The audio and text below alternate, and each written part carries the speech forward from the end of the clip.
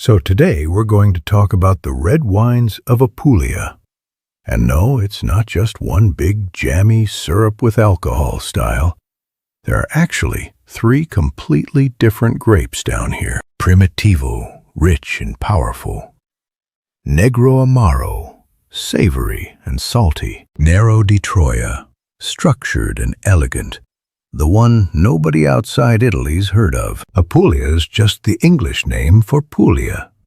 Let's get into it. Primitivo di Manduria is where this whole story really kicks off. This is basically Primitivo's home turf, right along the Ionian side of the Salento peninsula, on flat, clay-sandy land sitting over limestone. The climate here is about as Mediterranean as it gets. You know, brutal summers, barely any rain, sun pretty much the entire year, the kind of place where the vines basically bake. Primitivo gets its name from the Latin word for early, because it ripens ahead of almost everything else in the vineyard, and sometimes so unevenly within a single bunch that some grapes are already shriveled and sugar-heavy, while others are still catching up. That uneven ripening is kind of its whole identity.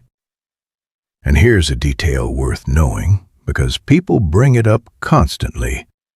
This grape is genetically identical to Zinfandel. Standard Primitivo di Manduria is a DOC, not a DOCG.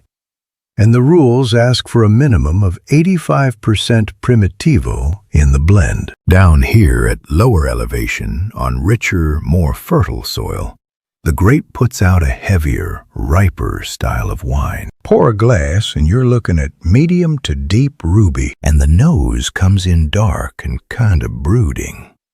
Black cherry, plum practically stewed in liqueur, strawberry jam, then tobacco, tar, damp forest floor. On the palate, the acidity sits in the middle. The tannins are there but lightly textured rather than gripping, and the alcohol runs high, sometimes uncomfortably so if the winemaker isn't careful with it. Oak aging is common, and it's actually required for the Riserva bottlings, which pushes those dark, spicy notes even further. Give it a few years in bottle, and the fresh, dark berry fruit turns into something closer to preserved fruit and baking spice, chocolate even. Realistically, a good bottle drinks great young, within its first 3 or 4 years, though the better Riserva examples can hold and keep improving for closer to 8 or 10. Worth remembering, too, that the alcohol level here is basically part of the style, not a flaw. Some bottles push past 15% quite comfortably, and that warmth is exactly what gives the wine its generous, almost velvety mouthfeel. If you're the kind of drinker who already reaches for a big, warm climate California Zinfandel and wants the Italian original with some actual history behind it, this is your wine. It's fantastic with the kind of grilled, smoky, slightly sweet and savory food a lot of Americans already love. Think Korean-style short ribs, char-grilled halloumi with vegetables, even a curried lentil stew with a bit of raisin in it. The fruit in the wine plays really well against that kind of spice. On the Italian side, picture it next to lamb, a rich tomato-based braise or an aged pecorino. This isn't a delicate sip and contemplate wine. It's a big, generous one, made for a table full of food and people, not for quiet reflection. Gioia del Colle Primitivo is what you get when you travel inland and uphill to a town called Gioia del Colle and taste Primitivo again.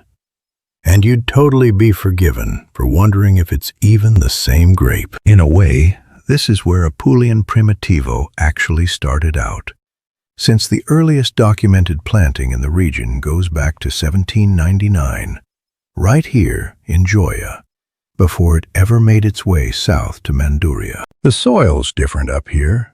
Thin topsoil sitting over karstic limestone bedrock, with pockets of that deep red terra rossa you get where the limestone's been slowly dissolving for centuries. The altitude's higher too, which means bigger swings between day and night temperatures, and that one detail changes almost everything about the finished wine. Under the rules here, Primitivo only needs to make up somewhere between 50 and 60% of the blend, with Montepulciano, Sangiovese, or Negroamaro filling in the rest, plus a touch of Malvasia or Aleatico allowed too. So this isn't even always a pure varietal wine the way Manduria's is, and that alone tells you something about how differently the two places approach the grape. In the glass, Gioia del Colle Primitivo comes across fresher, tighter, more upright. There's still dark fruit in there, but it shares space with black pepper, dried herbs, sometimes a floral lift, and a brighter streak of acidity running underneath it all. The tannins feel more structured, less soft and plush than in Manduria, and the whole wine leans savory instead of jammy. It's noticeably more food-friendly, the kind of red that wants a plate of orecchiette with a meat ragout, or grilled sausage rather than something you just sip on its own. That extra altitude and the day-to-night temperature swing really do their job. You get better acid retention, which is exactly what keeps the wine feeling lively rather than heavy. So here's the way I'd sum it up. Same grape, completely different personality. Manduria is warmer, richer, rounder, more fruit-driven, more alcoholic, dessert-adjacent in its darkest expressions. Gioia del Colle is cooler, leaner, more herbal, more structured, drier, and probably the better choice if you want a Primitivo that can sit through an entire dinner instead of running the whole show. If Manduria's for people who love a big California zin, Gioia del Colle's for people who love that same grape but wish it had a little more restraint to it. Salice Salentino territory starts once you head further south and east, down into the heart of the Salento Peninsula, where you run into a completely different grape, one with a name that sounds almost like a warning label. Negroamaro, which roughly translates to black and bitter. It's an old vine, likely of Greek origin, brought over to Apulia something like 2,800 years ago, back around the 8th century BC. And today it's the most widely planted red grape in the provinces of Brindisi and Lecce, basically the backbone of red winemaking down there. But that name's kind of a trap, because Negroamaro isn't automatically some ferociously bitter wine. There's real savory character in it, sure. Even a saline, almost herbal edge.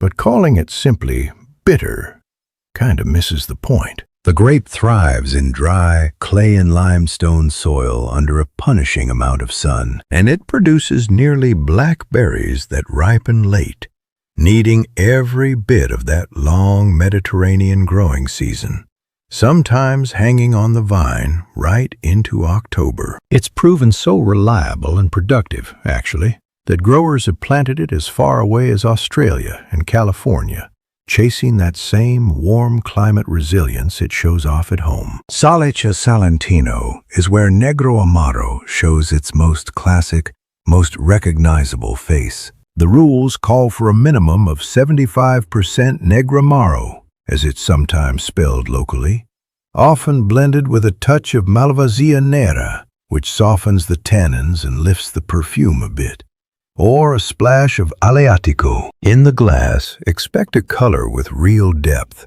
but medium intensity rather than total opacity, and a nose built around black cherry, plum, and tobacco. Not hugely aromatic, but distinctly savory. The acidity runs moderate to high.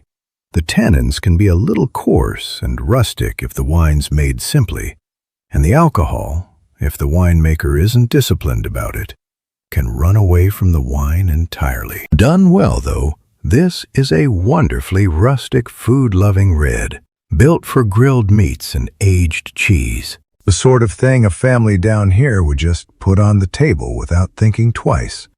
No fuss, no ceremony, just pour and eat. For the purest, most no-nonsense expression of the grape, look at Squinzano, just up the coast from Salice Salentino, with a long-standing reputation for firmer structure and a stricter Negroamaro backbone. No real hiding behind blending partners. This is the grape stripped down to its essentials.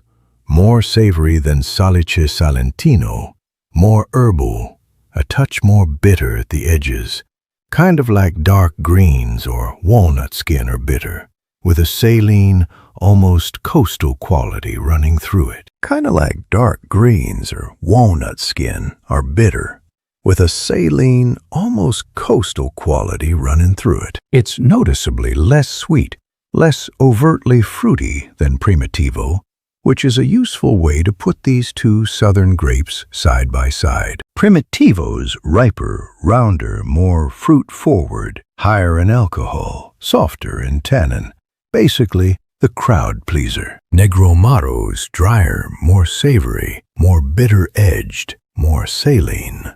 The wine you reach for with grilled octopus or a hard sheep's cheese rather than dessert. If you already love rustic, slightly wild Italian reds, something like a rough around the edges Sangiovese from central Italy, Negroamaro's going to feel like coming home.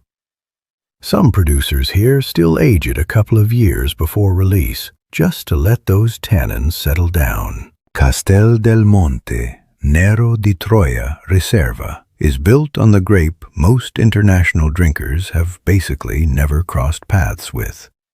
Nero di Troia, sometimes labeled under its older name, Uva di Troia. Genetic testing traces its roots back across the Adriatic, likely arriving with ancient Greek settlers, and today it's the third most planted native red grape in Apulia, behind only Negroamaro and Primitivo, sitting at around 1,800 hectares of vines, which, isn't much.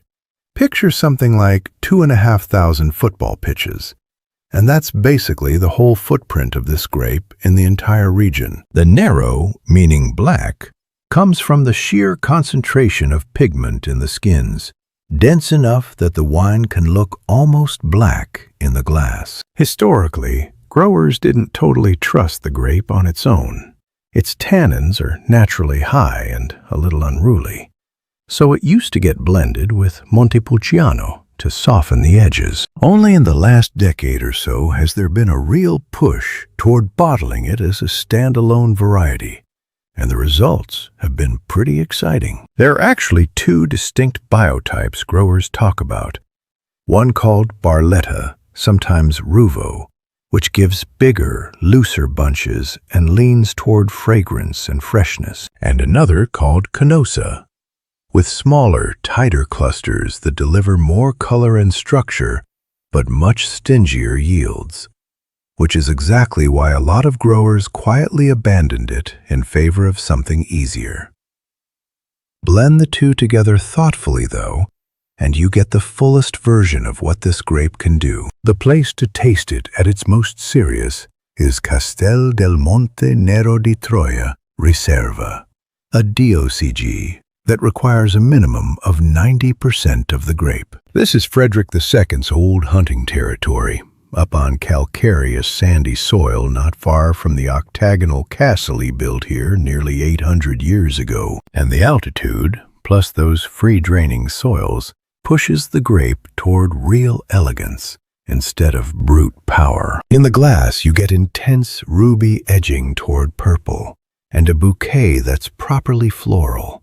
Violets, specifically, layered over red and black fruit like cherry and blackcurrant, with black pepper, tobacco, licorice, vanilla, and star anise threading through it. The palate is dry, properly tannic but refined rather than aggressive, fresh with acidity, full-bodied, and the alcohol, while there, feels balanced rather than hot. This is a wine built to age, The everyday bottlings drink best within a few years, but the serious Riserva examples can improve for a full decade or more, unfolding that same slow complexity you'd expect from a well-aged Aleatico or a traditional old-school Nebbiolo. It's also worth saying one of the few reds from this part of Italy that actually rewards patience. Most Apulian reds are made to drink now. This one really isn't. So here's the real distinction worth remembering. Compared to the two southern grapes, Nero di Troia brings firmer tannins, a real floral character that neither Primitivo nor Negroamaro really offers. More structure, more acidity, and a much better track record for long-term aging. It tends to feel more restrained, more elegant, less about immediate fruit and more about architecture. Just below that top tier sits Castel del Monte Rosso Riserva, still built around Nero di Troia, but with a lower minimum, around 65%. It's a more approachable, slightly earlier drinking version of that same structured, savory personality. A good entry point if the pure varietal Riserva feels like too serious a commitment for a random Tuesday night. Prices tend to be friendlier too, so it's a solid way to get a feel for the grape before committing to the top bottling. Push further north, up past the Murgia and into the flat expanse of the Tavoliere, that great plain stretching toward Foggia, and the climate itself shifts. Cooler summers, harsher winters. A landscape that looks almost nothing like the sunburnt Salento down south. Tavoliere delle Puglie, DOC, reflects that shift. Again, built on a minimum of 65% Nero di Troia, but shaped by this cooler, flatter environment into something leaner and a touch more austere than what you'll find further south, which is kind of a good reminder that Apulia isn't one climate. It's several, stitched together into one region. Back down in the Salento, there's a whole cluster of smaller Negroamaro-based denominations worth knowing, even briefly, and this is basically where some of the best bargains in Italian wine are quietly sitting. These are the same towns and villages Pliny the Elder was already writing about roughly 2,000 years ago, listing the wines of this coastline among the best coming out of Greek-influenced southern Italy. And the underlying grape and soil haven't really changed much since. Copertino, DOC, leans on a minimum of 70% Negroamaro, rounded out with Malvasia Nera, and sometimes Montepulciano or Sangiovese, and it's quietly one of the best values in the whole region. Similar in spirit to Salice Salentino, but priced like nobody's paying attention yet, which frankly works in your favor. Grab a bottle before the rest of the world catches on. Brindisi, DOC, from the historic port city where the old Roman road once ended, follows that same 70% Negroamaro backbone, sometimes with a bit of Susumaniello mixed in, producing dry, rustic reds and rosés with real coastal character. And Leverano DOC keeps the Negroamaro minimum a bit lower, around 50%, blended more generously with Malvasia Nera, Montepulciano, or Sangiovese, giving you a lighter, easier, more immediately drinkable style. Another solid value pick if you just want an honest bottle of Apulian red without overthinking it. Then there's a pocket of the north that plays by entirely different rules. San Severo, DOC, way up near the Gargano promontory and the edge of the Tavoliere, doesn't lean on Primitivo, Negroamaro, or Nero di Troia at all as its backbone. Instead, it's built mainly around Montepulciano, at least 70%, with Sangiovese, Merlot, and a bit of Uva di Troia allowed in support. It's a good reminder that the far north of Apulia has its own identity entirely, shaped more by its clay soils and cooler edge-of-mountain climate than by the grapes that define the rest of the region. This is basically a different wine country up here. And if you want a genuine curiosity, something almost nobody talks about, there's Cacc'e Mmitte di Lucera, DOC, up in the Foggia area, one of the strangest traditional blends still legally allowed in Italy. The rules call for Uva di Troia, somewhere between 35 and 60%, Montepulciano, Sangiovese H, or Malvasia Nera di Brindisi, making up another chunk, and then, weirdly enough, a portion of white grapes, Trebbiano Toscano, Malvasia del Chianti, or Bombino Bianco, blended directly into the red wine itself. It's an old-school field blend approach that most of the wine world dropped decades ago, and tasting it today feels a bit like drinking a piece of agricultural history.